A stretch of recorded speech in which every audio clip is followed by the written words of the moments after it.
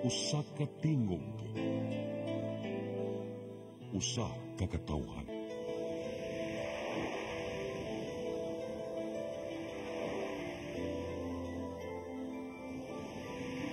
Cebu Catholic Television Network.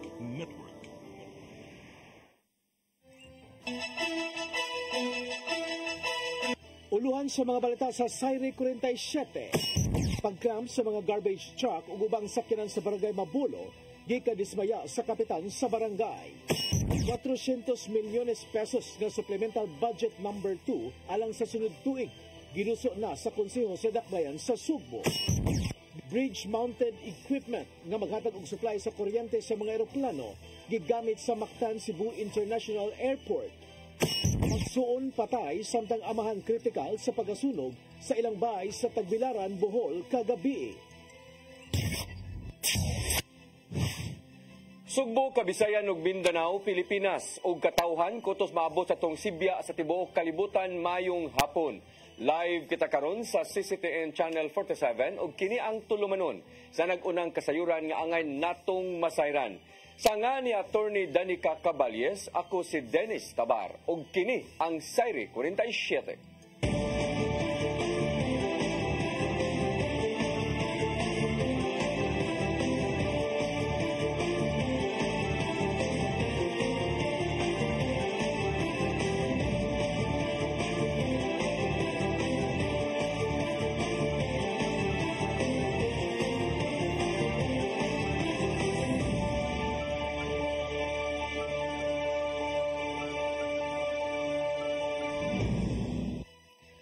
Karon sa kumpletong detalye sa atong mga balita, kapitan sa barangay Mabulo ning Dakbayan sa Sugbo nasagmuyo sa pagclamp sa ilang mga garbage truck ug uban pang sakyanan sa barangay. Giingon nga ang parking kilid sa karsada na anda na nila nga himuon. Ang kasayuran ihatod ni Sherissa Mayoy. Gikadismaya ni Kapitan Attorney Daniel Arguido sa barangay Mabulo ang pagpangclamp sa 5 kasakyanan sa barangay tungod sa overnight parking sa kilid sa karsada. Matod ni Arguido nga ang giparkingan sa mga sakyanan mao na ang naandar nga kaparkingan sa mga sakyanan sukad pa sa nanglabay nga administrasyon sa barangay Mabulo. Kinatungod kay walay husto nga lugar nga kaparkingan kini hinungdan nga nangita sila og mamahimo nga kaparkingan ug ilang gitan-aw mao ang city-owned lot nga nimutang sa kilid sa Mahiga Creek. Apan adunay mga istruktura nga gitukod niini nga unta nalakip sa gipatuman sa 3-meter easement zone sa syudad nga nasayran na sa kapitan nga giingon dili tanan istruktura ang giguba diya sa kilid sa sapa ang kabahin sa Mahiga Creek. Kani sa padayon nga clearing operation sa syudad sa kampanya batok sa gubat sa baha, ubay-ubay na ang panimalay ang ilang naguba apan pag-abot sa balay ug mga struktura nga matod pa gipaabangan sa pamilya ni kanhi City Councilor og Mabulo Kapitan Pris kaninya mabatid ug laing duha ka pamilya. Naaman tay government lab. Nganon dili man na nato gamito na atong government lab for public service. Nganon dili man na nato gamito ng ato ang government lab for common good. Remember, tuluran ni kapamilya ang naa dinha. Digamo family, Mundrano family, o kining mabatid family. Tignan sa kapitana nga dili personal o pamulitika ang tumong sa pagguba sa mga struktura ang gipanag-iya sa pamilyang mabatid, digamo ug uban pa, apan buot lang niya nga malimpyo ang dapit ug dali nga makapasulod og heavy equipment paingon sa sapa panahon sa grabing pagbaha ilabi na nga nakababag kini sa dalan. Makita gikan sa usa ka mall paingon sa Mabulo Church ang mga struktura nga halos gilamoy na ang sidewalk nga maoy unang makita dayon sulod sa barangay Mabulo. Siyempre, dili may satisfy the way the city is handling the situation. That's why we're contemplating to elevate the matter to the council na o dito sa DILG sa barangay. First, kaya di ba mahimo nga wapay ting-init pa ni-request na ko ni Mayor Rama. Ihangyo ko niya, paspasan ni nato Mayor kay basig maabot na lang pong ting-uwan di na taga-trabaho ani. Sama ni. Sige na lang bagyo. Wa pagihapon. Hinungdan nga nanawagan siya sa konseho o ni Acting Mayor na Alvin Garcia nga matabangan ang barangay sa mga problema sa barangay. Apan kung dili matagan kini og aksyon, tano niyang isaka ang reklamo ngadto sa Department of Interior and Local Government Barangay Affairs Office. Sherissa Mayoy, CCTN News. Syudad sa Mandawi nakig-alayon sa usa ka pribadong tambalanan alang sa pagtanyag og mga serbisyo sa panglawas. Ang dakbayan nigahin og 700,000 pesos alang sa mao nga katuyuan. Ang kasayuran hihatod ni Mary Rose Sagarino.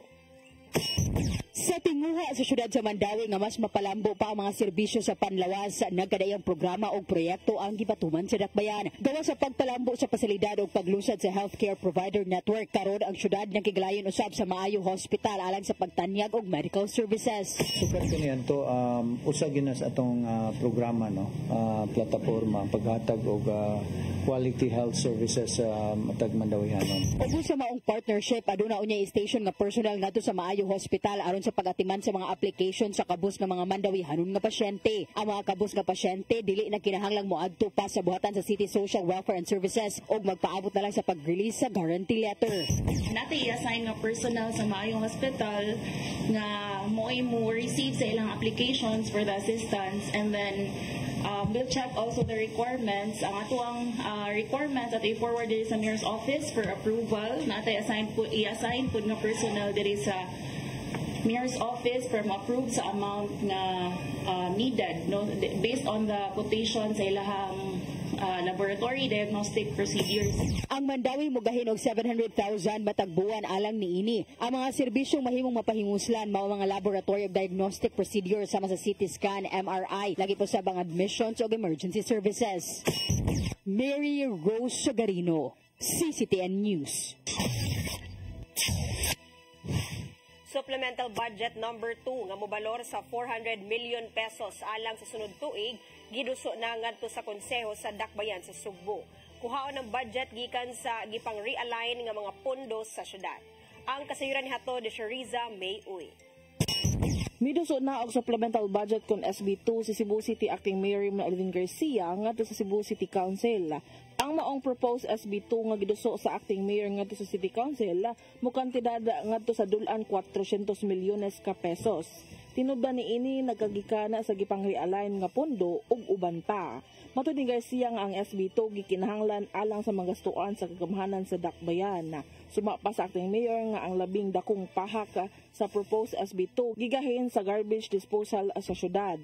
Atol sa regular session sa konseho ni atong Miyerkules, ang maong proposed SB2 nga giduso ni Acting Mayor ana sa Committee on Budget and Finance sa City Council alang sa pagsusi ug sugyot ni ini. Shariza May Uy, CCTN News. Regional Tripartite Wages and Productivity Board 7 mahimo pang mudawat sa mga petisyon alang sa gipangayong uminto sa suhulan. Kinibisan pa man og magsugod na ang ilang public hearing sa sunod semana. Ang kasayuran hatod ni Gian Navarro. Giklaro sa Regional Tripartite Wages and Productivity Board 7 kon RTWPB 7 nga abri pa aron modawat sa mga petisyon bahin sa aumento sa suhulan. Kinibisan pa man og magsugod na sunod semana ang serye silang public hearing bahin sa pagayuong dugang sweldo. Matod sa ilang chairman nga si Dole 7 Director Dile Estiliore nga sa kasamtangan wa pa sila nadawat nga bisan unsang petisyon gikan sa labor groups. Apan mahimo pa silang modawat ini bisan pa man og nagsugod na ang hearing nga pagatambungan sa managlahing grupo. Yes, 60 days before sa anniversary date sa ato na that's October 1. So 60 days, within 60 days before makadawat pata sa ilahang petitions. Ang sabab ang ilang ikapakitang wage structure at ubangan sa managlayang stakeholders sunod semana. Suma pa ni Esteliore nga alang sa Class A, moabot ra sa 10 pesos ang diferensya sa suhulan tali sa agriculture o non-agri nga trabahoon. Samtang 5 pesos usab ang diferensya tali sa agri o non-agri sa Class B ug C. Ang maong wage structure nga gihimo resulta kana sa deliberasyon sa wage board sa miaging semana ug abli sila sa diskusyon. Culture, watong hotels, restaurants, construction, o tanan nga mga manufacturing, mga malls, retails, no? So we want to hear from them. Magsugod ang unang hugna sa hearing sa DepEd Ecotech Compound, Dakbayan sa Subo o magpadayon kini sa Balamban, Bugos City, Bohol ug Negros Oriental. Gian Navarro, CCTN News. Gilusad sa Cebu City Government ang palengke QR sa Carbon Public Market. Kini human nga unang gipatuman ang palengke QR sa syudad sa Mandawi ug Lapu-Lapu. Gawas nga mahimong mas dali, mahinungdanon ang cashless payment sa maoy nga alternatibo nga pamaagi pagbayad niini.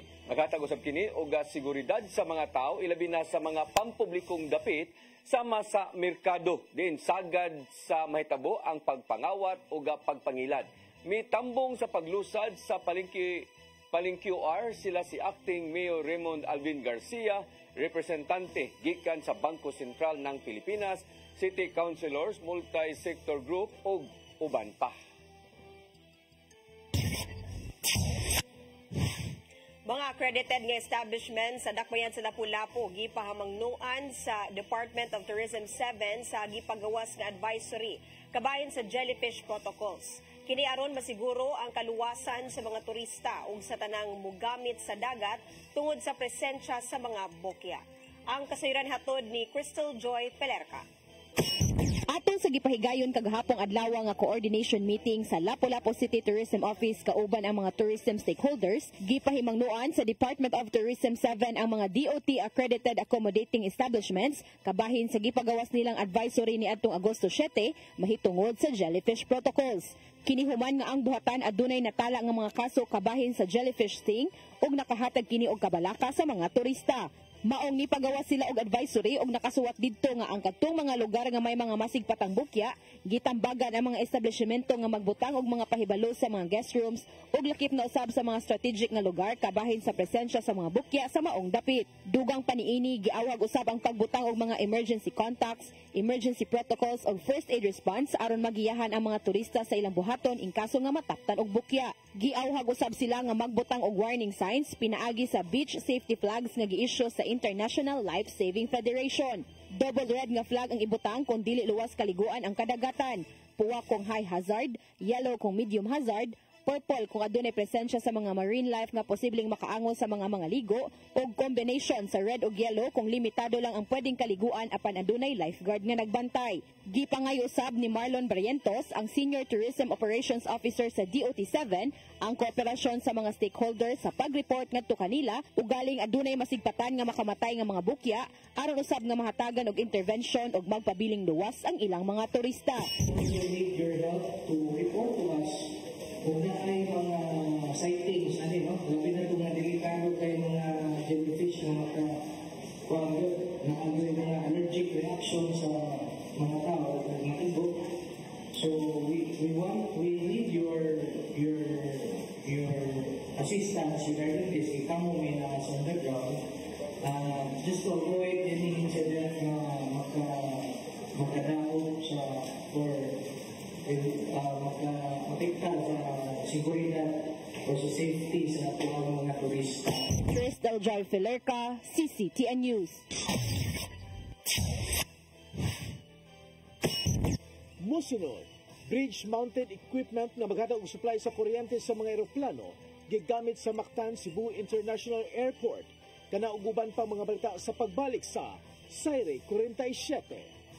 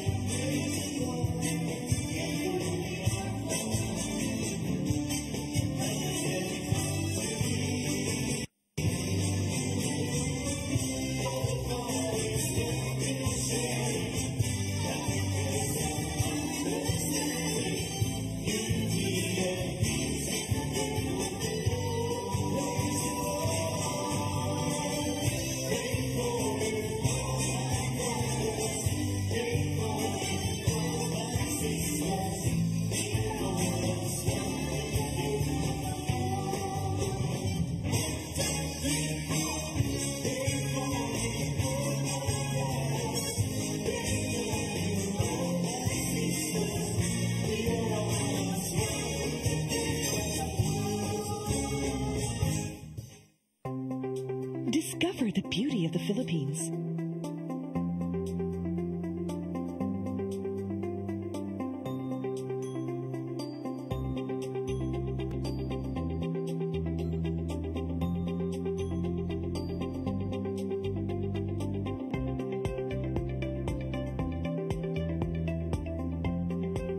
With Philippine Airlines, the country's flag carrier.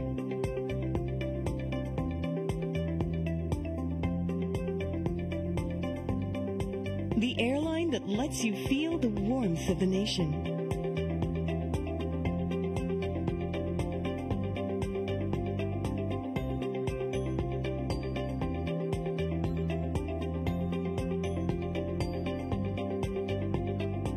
Mabuhay!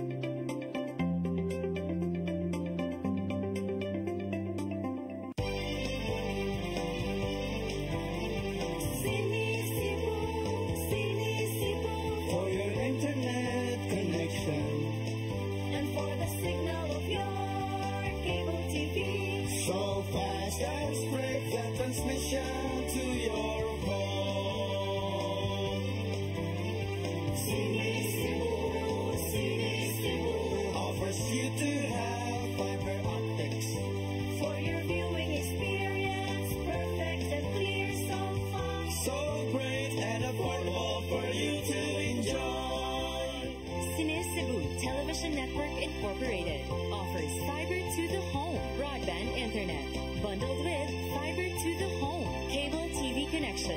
Cine Cebu Television Network Incorporated with its operation in Metro Cebu and the whole province of Cebu soon.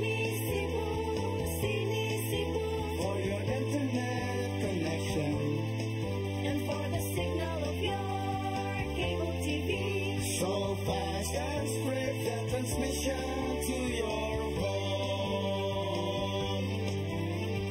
Cine Cebu offers you to have fiber optics for your viewing experience, perfect and clear, so fast, so great and affordable for you to enjoy.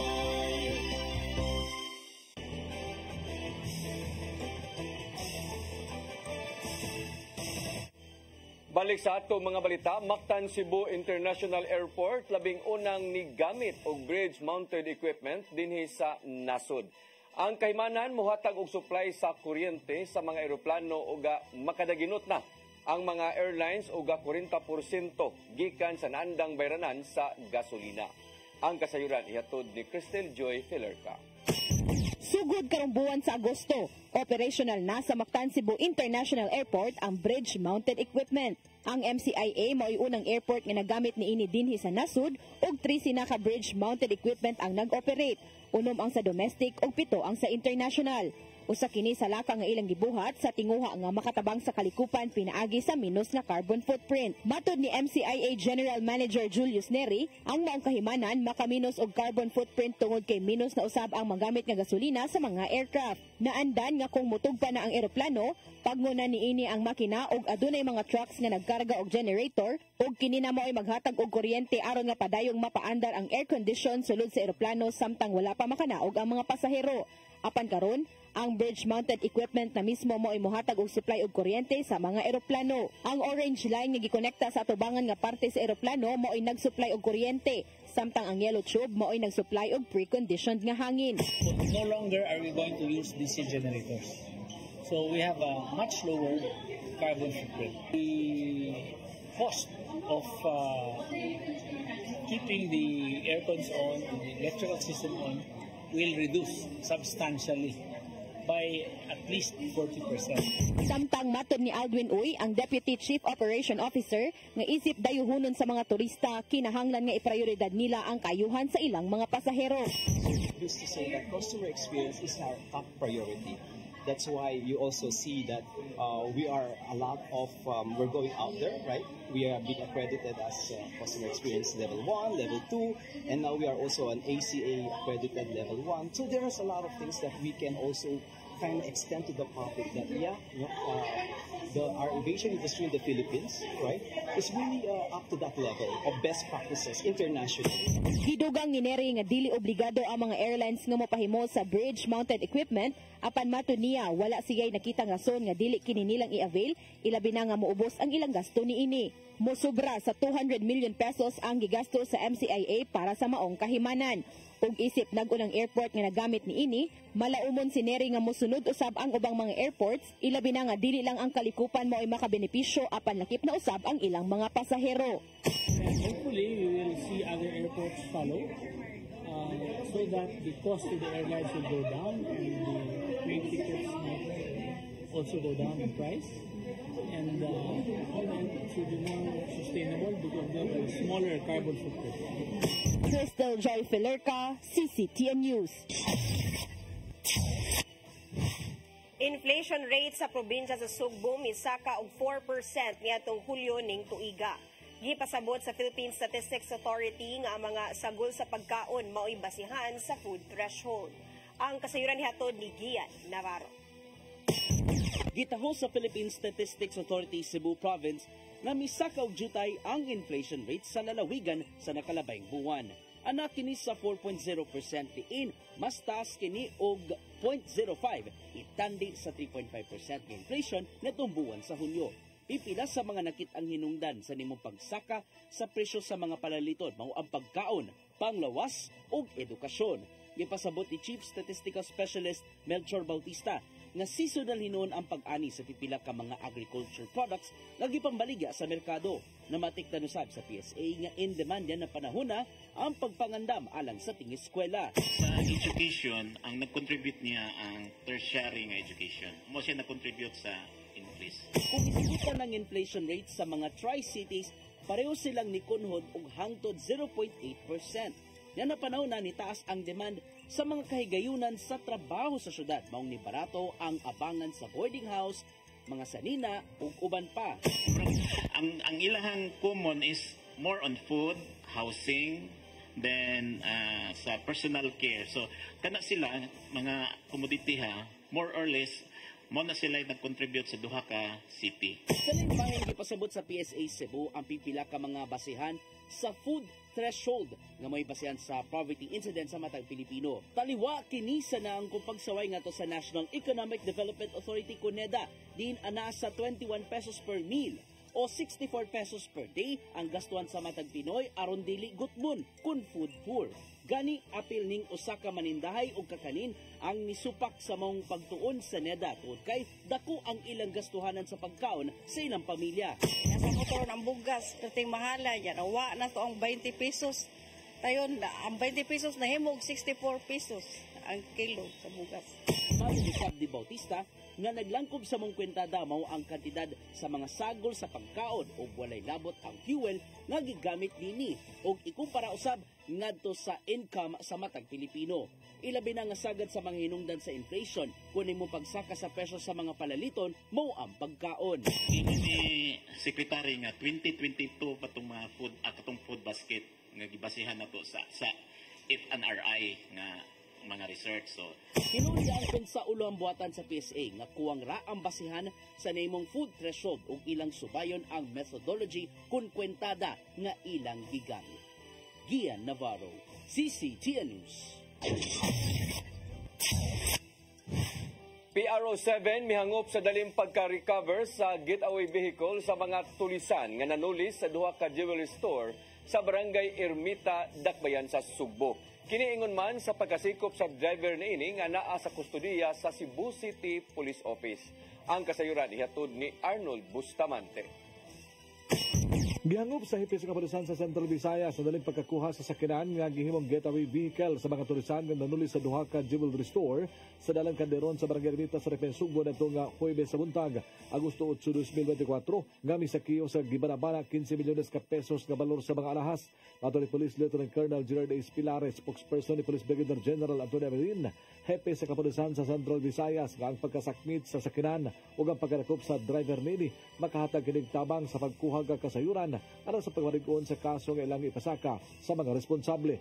Ang Pero 7 hugot nga nagmonitor sa lihok sa Special Investigation Task Group kuno sa ITG o sa mga nakuha nga mga ebidensya aron lig-on nga makabarog sa korte ang ilang ipasaka nga kaso nga dunay conviction sa maabot nga mga panahon. The arrest of the driver is a significant development that will help uncover more information towards the resolution of the case.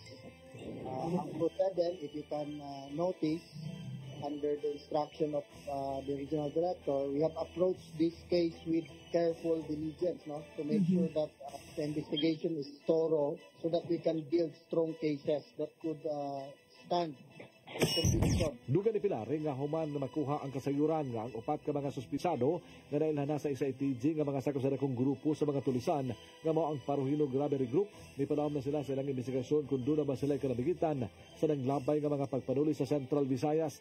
Nakikilay ng Piero 7 sa bang rehiyon nga buhatan sa kapulisan sa Pilipinas, inawagan sa PNP National Support Unit aron masayran kung kinsa aga mga nalambigit o makita usab kung sa nahitabo sa wala pa og sa dihang natigayuna ang maong pagpanulis. HITG was able to uncover very substantial information right now nga mao ni hatag nga instruction gyud sa atong regional director to make sure nga ma-uncover gyud unsa gyud nahitabo o unsay posible natong mabuhat para dili na mautro ning mga inaning robbery incidents in Cebu City. Subay sa mga dako nga insidente sa Repensugbo, ang kapulisan nagtinguha nga makigtagbo sa mga financial establishments aron mohatag sila og sugyot nga malikayan nga sila mabiktima sa nagtabo sa duha ka mga jewelry store ug unsaon sa pagpalig-on sa lang security measures. Nabantayan nila nga sa nanglabay nga mga buwan ang target sa mga kriminal mao ang mga financial institutions nga luag ang seguridad nga gipatuman nga tungod ani ilang i-organize sa mga establishmento nga nagnegosyo og mga pawn shops o jewelry stores aron matuki kung unsay angayan nila nga buhaton. This is a very important adjustment kining we will make sure nga organisado ang atong mga membro sa business sector kay posible nga information nga makuha sa usa ka business establishment can be of use to the rest of the members of the business. Doon sa gihimong adjustment sa deployment sa kapulisan sa Nagdes sa Sugbo, ilabi na sa mga dapit nga mahimong target sa mga tulisan. Arnold Bustamante, CCTV. Gibalhog sa National Bureau of Investigation 7 ang usa ka lalaki nga nadakpan sa Barangay Santo Niño ning Dakbayan tungod sa giingong pagpameke og PSA birth certificate o BIR 10 ID. Nadakpan si Romel Panonce sa entrapment operation niadtong Agosto 12. Human naaktuhang naghupot og mga peking PIN card o birth certificate. Nasuta silang investigasyon nga manghimuay si Panonce og mga peking PIN cards o ubang mga government-issued ID. Mipahimangno ang NBI 7 sa publiko nga likayan gyud ang paggamit o pagpahimo og mga peking ID sa gobyerno aron dili makasuhan og falsification of documents.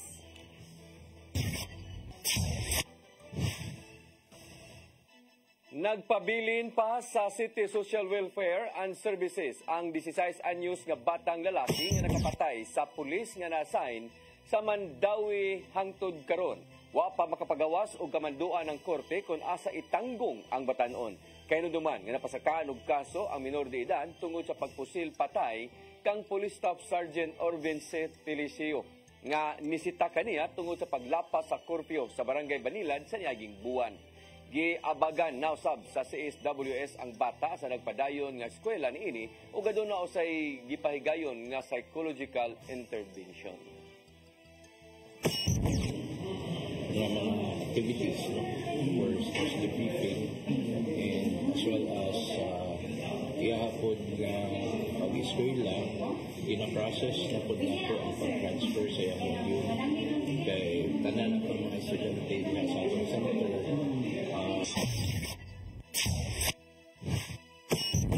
Musunod, magsuon patay samtang amahan kritikal sa pagasunog sa ilang bahay sa Tagbilaran, Bohol kagabi. Kanauguban pa mga balita sa pagbalik sa Sayre 47.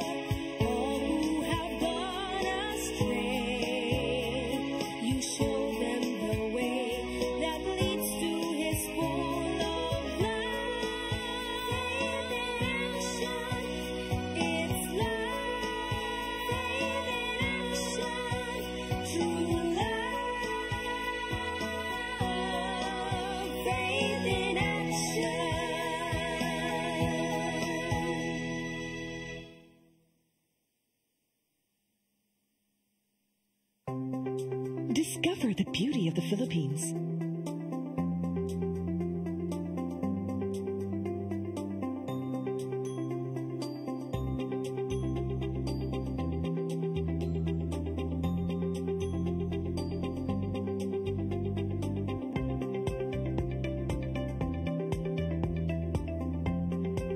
With Philippine Airlines, the country's flag carrier.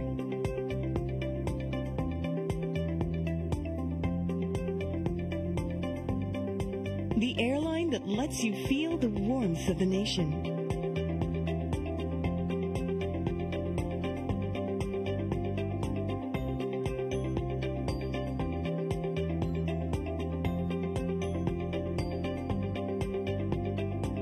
Mabuhay!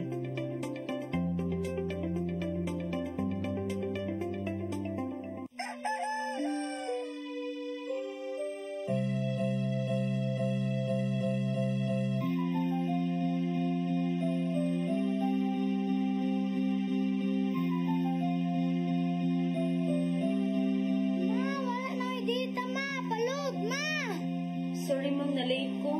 Nangita ko mong para internet sa kong anak ma'am. Ay, wala na yung problema. Sinisibo! Sinisibo, Sinisibo, for your internet connection and for the signal of your cable TV. So fast and spread the transmission to your home. Sinisibo! Sinisibo, Sinisibo offers you to have fiber optics for your viewing experience, perfect and clear, so fast, so great and affordable for you to enjoy. Cine Cebu Television Network Incorporated offers offers fiber to the home broadband internet bundled with fiber to the home cable TV connection. Cines Cebu Television Network Incorporated with its operation in Metro Cebu and the whole province of Cebu soon. And affordable for you to enjoy. Cines Cebu.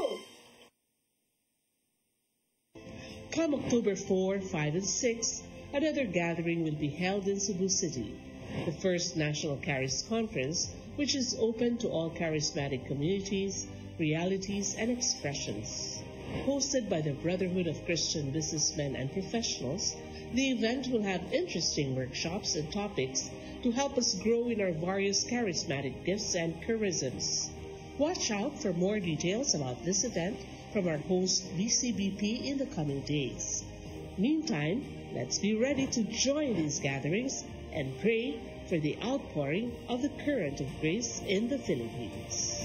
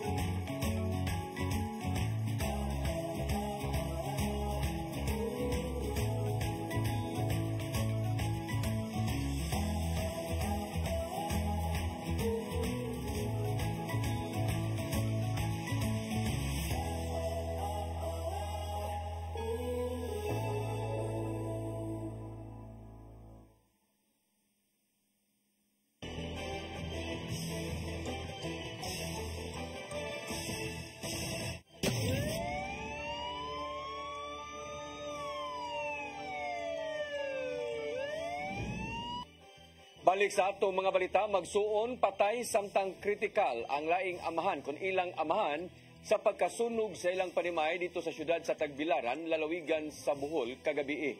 Ang kasayuran ihatod ni Arnold Bustamante. Napaig ang duha ka magsuon nga 3 anyos ug sa katuig samtang naa sa Tarandugo ng kahimtang ang ilang amahan human masunog ang ilang pilianan sa Purok 1 Barangay Mangga, Dakbayan sa Tagbilaran, lalawigan sa Bohol alas 8:10 kagabi. Ang mga biktima gilangan sila nga Jezabel Lasco, 3 anyos ug ang manghod niini nga usa pa katuig nga si Edgardo Jr. samtang ang amahan nga napa sa Tambalanan nga gingon nga kritikal ang kahimtang mao si Edgardo Sr. 54 anyos. Madto ni Police Lieutenant Colonel John Karin Escobar, ang hepe sa Tagbilaran City Police Station sa Bohol Police Provincial Office alas 8:10 sa Miyerkules sa gabi. Nahitabo ang pag-ulbo sa kayo nga nagsugod sa panimay sa biktima. Tungod kay ginama lang sa light materials ang panimay, dali nga mikatap ang kayo. Di na nga tulog pa ang mga bata niadto nga tungura uban sa amahan. Nadawat sa kamumbiruhan sa Tagbilaran City ang sunog alas 8:10 sa buntag ug pagka alas 8:18 gideklara nga kontrolado ang kayo ug pagka alas 8:30 hingpit nga napaong ang kayo nga miug daw sa tulo ka mga panimay nga dunay danyos nga maabot sa 25,000 pesos. According sa atong Bureau of Fire, very light materials gyud ang kuan, ang structure niya dali kayo ni kuan ni kailan ang kayo. Paspas kayo ma'am, paspas kayo panghitabo kay 8:10 nagsugod ang sunog niya na fire control 18 the fire out 8:30. Yung diskubero nga misway paunta sa pagtabang ang amahan sa duha ka mga bata apan tungod sa kakusog sa kayo ug tungod kay ginama lang sa light material aga parimay dali nga mikaylap ang kayo bisan ang mga silingan nga naa sa dapit wala na makatabang pa tungod sa kakusog sa pagkuyanap sa kayo ug ipaabot na lang nga moabot ang mga bumbero. Nagtuo sa diskubero nga dunay ali sa tunga sa balay sa mga biktima kausa sa hinungdan nga nung wala na makagawas aga duha ka mga igsuon atol sa pag-ulbo sa kayo. Nagparen pang investigasyon sa kabomberuhan sa mong syudad kunon sa hinungdan sa mong sunog. Wala matud pa ang inahan sa ilang parimay tungod kay nanarbaho kini sa ilang lugar o gitakdang moabot kini karong adlaw. Gimonitor usab nila ang amahan matod ni Escobar nga naa sa Governor Celestino Gallares Medical Center tungod kay gihulagway kini nga nakaangkon og dakong kadaot sa lawas. Si Mayor Jane Yap sa Dakbayan sa Tagbilaran misaad na ngayon tabangan ang pagpahiluna sa mga biktima lakip na ang amahan nga napas tambalanan ug ang pagpapauli sa inahan ni ini. Arnold Bustamante, CCTV News. Wing van nga adunay sulod nga mga parcel nga padulong i-deliver nasunog sa Barangay Labugon, syudad sa Mandawi. Flammable materials gitumbok ka posibleng hinungdan sa sunog. Ang kasayuran hatod ni Mary Rose Sagarino. Naabot sa napo katunilada nga parcel nga nag-deliver unta ang nasunog sud sa gisakyan ni ini nga wing van sa Sitio Latasan, Barangay Labugon, syudad sa Mandawi alas 2 kagahapon sa hapon. Suma pa sa driver sa wing van nga si Mervin Kuliat. Naabot sila Miyerkules sa buntag sa Mandawi gikan sa Bulacan. Apan tungod kay puno pa man ang warehouse sa Barangay Tingob, gimanduan sila sa pagpark una ngadto sa Labugon. So, bali, kumakain po kami nun ma'am na mangyari po yun ma'am. Na umusok na lang po bigla. Tapos nagpas na po siya ng apoy. Naabot sa 350,000 pesos ang gibiling danyo sa sunog. Mato ni Senior Fire Officer 2 Mark Luwiap, ang investigador sa Mandawi City Fire Office, nga padayon pa ang ilang investigasyon apan posibleng battery, gadget o baka soap chemical nga nag-init sa sud ang hinungdan sa sunog. Oh, adi siya mo spark sa kanang kabantay kanang mura siya og kaning kanang sa bingala nga murag mo ana lang siya peta siya siga o inana lang siya sir nga kuan sa kayo. Isa sa kita na sir, battery or gadget baka sa sulod. Gadget sa sulod sir, possible sir. So sa chemicals nga sa mga sabon. Matod niyap nga sa initial nga investigasyon wala may nakitang problema sa sakyanan. Mary Rose Sagarino, CCTN News. Mo kadtong naglangkob sa atong mga balita sa Sayre 47, ako si Dennis Tabar. Ako si Danica Caballes, hangtod ugma sa inyong paboritong tulumanon. Sayre 47.